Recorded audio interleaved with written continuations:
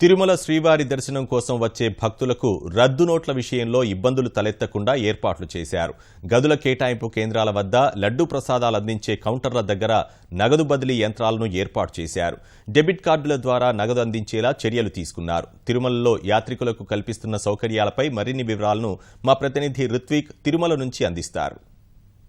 500-1000 రూపాయల నోట్ల రద్దు కారణంగా తిరుమలకు వచ్చే భక్తులకు ఎటువంటి ఇబ్బందులు కలగకుండా తిరుమల తిరుపతి దేవస్థానం అధికారులు, బ్యాంకు అధికారులు, తపాలా శాఖ అధికారులు ఏర్పాట్లు చేశారు. ఇప్పుడు మనం ప్రస్తుతం తిరుమలలోని తపాలా శాఖ కార్యాలయంలో ఉన్నాం. ఇక్కడ భక్తులకు పాత నోట్లు ఇచ్చి తిరిగి నగదును పొందే విధంగా ఏర్పాట్లు చేశారు.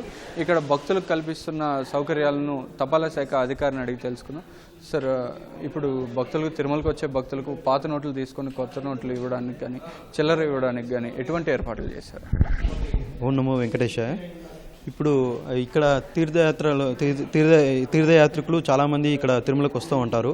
సో వాళ్ళకి ఈ పాత 500 నోట్లు, 1000 రూపాయల నోట్లు మార్చుకునేందుకు వీలుగా తపాలా శాఖ తరపున ఎక్స్చేంజ్ ప్రతి మనిషికి 4000 రూపాయలు ఎక్స్చేంజ్, వాళ్ళ ఐడి కార్డు తీసుకొని వస్తే రిక్వెస్ట్ ఫామ్ ఫిలప్ చేసిస్తే ప్రతి ఒక్కరికి 4000 రూపాయలు ఎక్స్చేంజ్ ఇస్తూ ఉన్నాము. మొత్తం ఇప్పటి వరకు కూడా భక్తులు అధిక సంఖ్యలో కూడా ఇక్కడికి వస్తున్నారు. రేపు కూడా ఆదివారం ఉంటుంది, రేపు కూడా పనిచేసే అవకాశం ఉంటుంది. తప్పకుండా పనిచేస్తున్నాము. ఇప్పుడు భారతదేశం తపాలా శాఖ అధికారులు మాకి రేపు హాలిడే అయినా కానీ భక్తుల సౌకర్యార్థం ఆదివారం కూడా పనిచేయమని చెప్పారు. తదనుగుణంగా వాళ్ళ ఆర్డర్స్ ప్రకారం రేపు కూడా మేము భక్తులకి చేంజ్ అవకాశాలు కల్పిస్తున్నాము అండ్ ఎక్స్చేంజ్ అవకాశాలు కల్పిస్తున్నాము. అట్లాగే ఇక్కడ కొత్త నోట్లు ఇస్తున్నారా, లేకపోతే ఏ విధంగా 100 కానీ 50 కానీ ఇలాంటివి కూడా ఇస్తున్నారా? ప్రస్తుతానికైతే 100 రూపాయలు, 50 రూపాయలు, 20 రూపాయల నోట్లు మేము తీసుకున్నాము, డ్రా చేస్తున్నాము. అవే మాకు సప్లై చేశారు. సో అవి మాత్రమే ఇస్తున్నాము. ఎందుకంటే భక్తులకి కొత్త నోట్లు మళ్ళీ 500, 2000 ఇస్తే మళ్ళీ దాన్ని మార్చుకోవడానికి ఇబ్బందులు పాలవుతారనేసి ఆ ఉద్దేశంతో కూడా వాళ్ళకి ఇప్పుడు 100 రూపాయలు, 50 రూపాయలు, 20 రూపాయలు ఈ విధంగా చిల్లర ఇస్తేనే సౌకర్యార్థం ఉంటుందనేసి ఆ దృష్ట్యా కూడా మేము అవే డ్రా చేసి అవే భక్తులకు ఇస్తున్నాము. మొత్తం ఎంతవరకు నగదు ఇక్కడ అవైలబుల్ ఉంది? ఒకవేళ నగదు అయిపోతే మరీ పెంచుకునే అవకాశం ఏమైనా ఉంటుంది?